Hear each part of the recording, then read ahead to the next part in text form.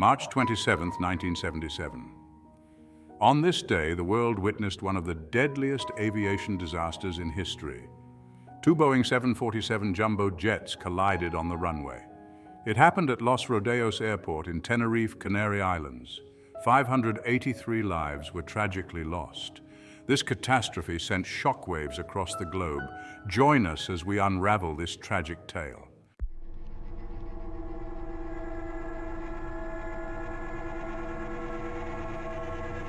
Los Rodeos Airport, nestled amidst the volcanic landscape of Tenerife, was an unlikely setting for such a disaster. A diversion brought an unexpected surge of aircraft and passengers to its tarmac. The airport became a temporary haven for flights redirected from Gran Canaria Airport.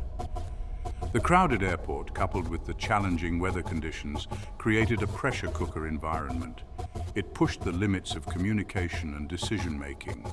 This will help us understand how a series of seemingly insignificant moments culminated in unimaginable tragedy.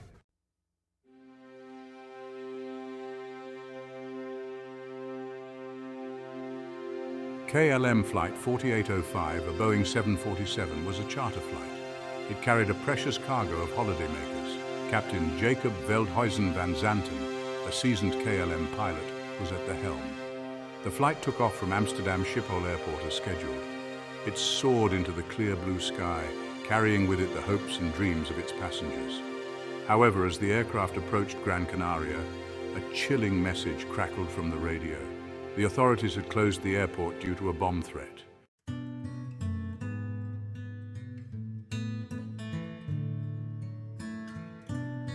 PanAm Flight 1736, another Boeing 747 jumbo jet, was also en route to Gran Canaria. It was a routine flight from Los Angeles. The flight had been smooth until the news of the bomb threat reached the cockpit. Captain Grubbs calmly acknowledged the message and informed his passengers of the diversion to Los Rodeos Airport in Tenerife. They had no reason to suspect that this detour would lead them into the path of danger.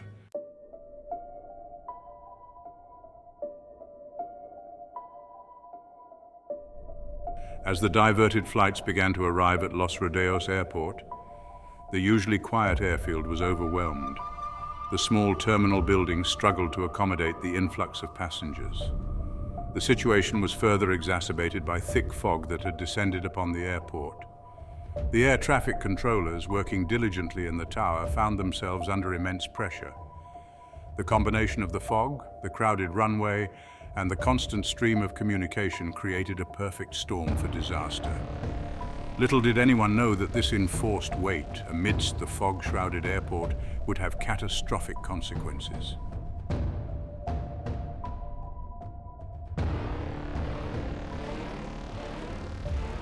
The fog at Los Rodeos Airport was more than just a weather phenomenon. It descended upon the airfield like a thick, white blanket, shrouding the runway and reducing visibility to a dangerous level. The control tower, usually a beacon of order and precision, became a cauldron of stress and uncertainty. On board the grounded planes, passengers felt the ripple effects of the fog-induced delay. The fog had become a tangible manifestation of their fears, a symbol of the uncertainty that lay ahead. The once mundane act of waiting for takeoff had transformed into a nerve-wracking ordeal.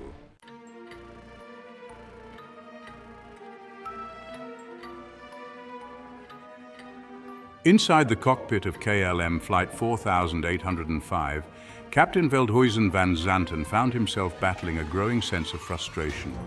Across the tarmac, in the cockpit of PanAm Flight 1736, Captain Grubbs and his crew were grappling with their own set of challenges. The combination of the fog, the delays, and the pressure to get airborne created a dangerous cocktail of impatience and misjudgment. The once clear lines of communication between the pilots and the control tower were becoming increasingly blurred. Instructions were misinterpreted, confirmations were missed, and a sense of confusion began to permeate the airwaves. Their choice, made in the heat of the moment, would seal the fate of those aboard their flights.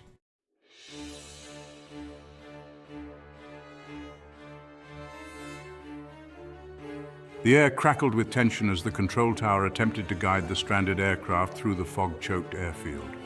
The KLM flight, eager to escape the confines of Los Rodeos, requested permission to taxi back down the runway and into position for takeoff. The control tower, struggling to maintain order amidst the chaos, granted their request, but with a crucial caveat. The KLM flight was to hold short of the runway, awaiting further clearance. Captain Veldhuizen van Zanten misconstrued the tower's instructions. He believed he had received takeoff clearance and began to increase engine power, unaware that the PanAm flight was still on the runway ahead of him. The control tower, monitoring the situation with growing alarm, realized the gravity of the situation.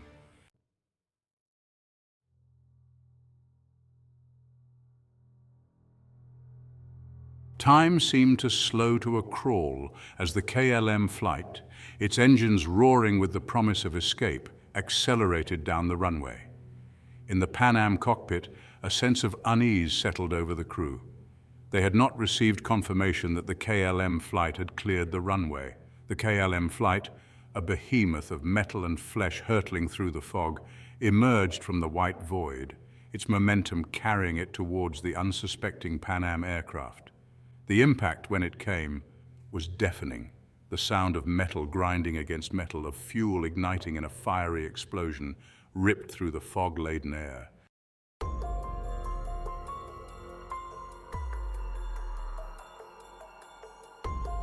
The fog at Los Rodeos airport was not just a meteorological phenomenon. It was a silent saboteur, jamming the airwaves with an invisible static.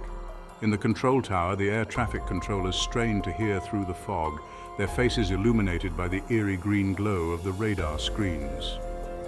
On board KLM Flight 4805, Captain Veldhuizen van Zanten felt a prickle of unease. Meanwhile, on PanAm Flight 1736, Captain Grubbs double-checked their position, his eyes scanning the fog-laden runway ahead. The fog, he realized, was not just obscuring their vision, it was creating a dangerous veil of silence.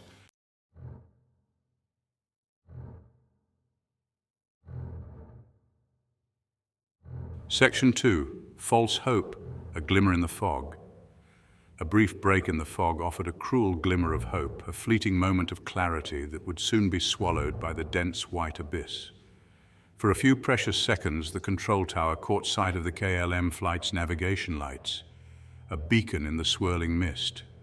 Relief washed over the air traffic controllers, their tense shoulders relaxing slightly. The KLM flight, it seemed, was clear of the intersection, proceeding down the runway as instructed. However, this visual confirmation, this momentary reprieve from the fog's blinding embrace, was tragically misleading. The control tower, their judgment clouded by relief and the inherent limitations of human perception, had made a fatal miscalculation. They had not factored in the KLM flight's speed, the momentum that was carrying it closer and closer to the still obstructed intersection. Unaware of the impending disaster, the control tower radioed KLM Flight 4805, instructing them to contact the tower once they were airborne. The message, though routine, carried an undercurrent of urgency, a desperate plea for confirmation that the worst was behind them. But the reply, when it came, was not the one they were hoping for. "We are now at takeoff, Captain Veldhuizen." Van Zanten's voice crackled over the radio, his tone betraying no hint of the impending disaster. In that instant, the control tower realized the horrifying truth. The KLM flight was not clear of the intersection. They were, in fact, hurtling towards the unsuspecting PanAm flight, their paths converging in a deadly embrace.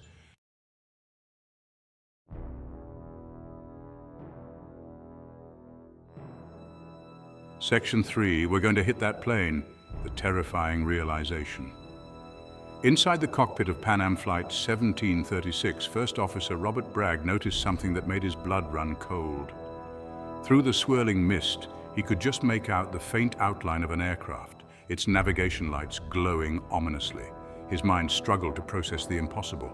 "Look at that," Bragg exclaimed, his voice laced with terror. Captain Grubbs felt his heart leap into his throat. The impossible was happening. The KLM flight was bearing down on them. "God, that son of a bitch is coming," Grubbs roared. In those final terrifying seconds, the crew could do nothing but brace for impact.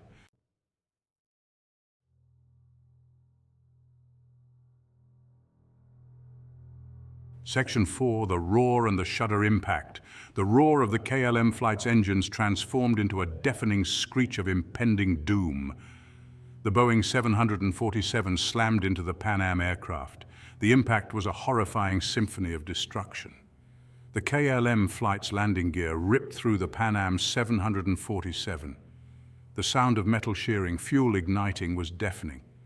Inside both aircraft, the world turned upside down. Passengers were thrown against the cabin walls. The smell of jet fuel filled the air. The impact sent a shockwave through both aircraft. Wreckage, engulfed in flames, tumbled across the runway. The fog swirled with debris and smoke. The sound of metal screaming echoed across the airfield.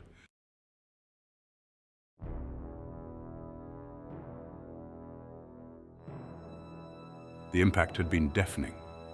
The peaceful Los Rodeos airport, once shrouded in fog, was now consumed by a different kind of cloud. A monstrous plume of black smoke billowing skyward, a grim beacon visible for miles. The heart of the Inferno was a mangled, fiery wreckage, the intertwined remains of two mighty Boeing 747s, now a pyre of shattered dreams. Jet fuel, ignited on impact, raged across the tarmac, a river of fire consuming everything in its path. The heat was ferocious, a living, breathing entity that pushed back the fog and scorched the earth. The air, thick with the stench of burning metal, rubber, and flesh, was difficult to breathe, a toxic cocktail that stung the eyes and clawed at the throat. Emergency sirens wailed in the distance, their shrill cries a desperate attempt to impose order on the chaos. Fire trucks, their lights flashing impotently against the Inferno's glare, raced towards the crash site, their crews battling a sense of overwhelming dread as they approached the scene. The fog, as if repulsed by the sheer horror it had helped to create, retreated to the edges of the airfield, revealing the full extent of the disaster.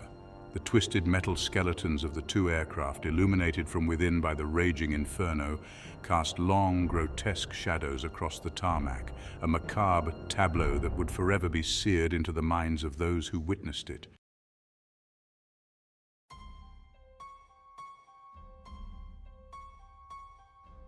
Through the swirling smoke and the oppressive heat, a desperate race against time began. Firefighters, their faces grim with determination, battled the blaze with water cannons, their efforts seemingly insignificant against the sheer ferocity of the Inferno. Every hiss of water, every crackle of flames, was a stark reminder of the lives hanging in the balance. Paramedics, their white coats stark against the soot and ash, set up makeshift triage centers on the edge of the Inferno, their hearts pounding with a mixture of hope and dread. They knew the odds were stacked against them, that the chances of finding survivors in that Inferno were slim to none, yet they clung to the slimmest sliver of hope.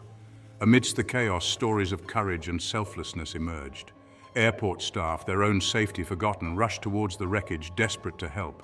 Passengers, some injured but still mobile, stumbled out of the smoke and fire, their faces etched with shock and disbelief, their clothes torn and singed, their bodies bearing the scars of the Inferno.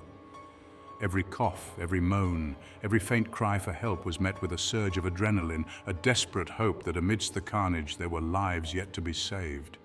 Rescue workers, their faces blackened by soot, their eyes stinging from the smoke, formed human chains, passing stretchers hand to hand, their movements a macabre ballet performed against a backdrop of fire and despair. As the fire subsided, the true scale of the tragedy unfolded. The Boeing 747s were reduced to smoldering skeletons. Rescue workers moved among the wreckage with somber reverence. The sobs of grief-stricken relatives broke the oppressive quiet. The world watched in horror as the news spread, a silence that would linger long after the last embers had died down. The silence that settled upon Los Rodeos airport was heavy with grief and disbelief. The world watched in horror as the news spread, a stark reminder of the fragility of life. The investigation was long and arduous, searching for answers amidst the wreckage. Findings pointed to a complex interplay of factors: the fog, the pressure to get airborne, misunderstandings between pilots and air traffic control, and minor errors that created the perfect storm for disaster. The disaster became a catalyst for sweeping changes in safety regulations and pilot training. The aviation industry vowed to learn from the mistakes, implementing new protocols and overhauling communication systems. Emphasis was placed on crew resource management, ensuring clear communication and cooperation.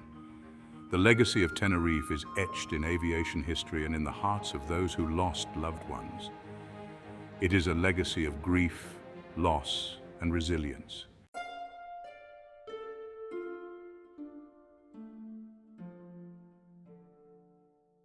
In the shadow of tragedy, it is easy to get lost in the technical details. But the true story of Tenerife lies in the lives forever changed on that fateful day. The 583 passengers and crew were not just statistics, they were individuals with hopes, dreams, and loved ones. Each life lost represented a unique story. The Tenerife airport disaster serves as a poignant reminder that behind every aviation statistic there are human faces and stories. For in remembering the victims, we honor their memory.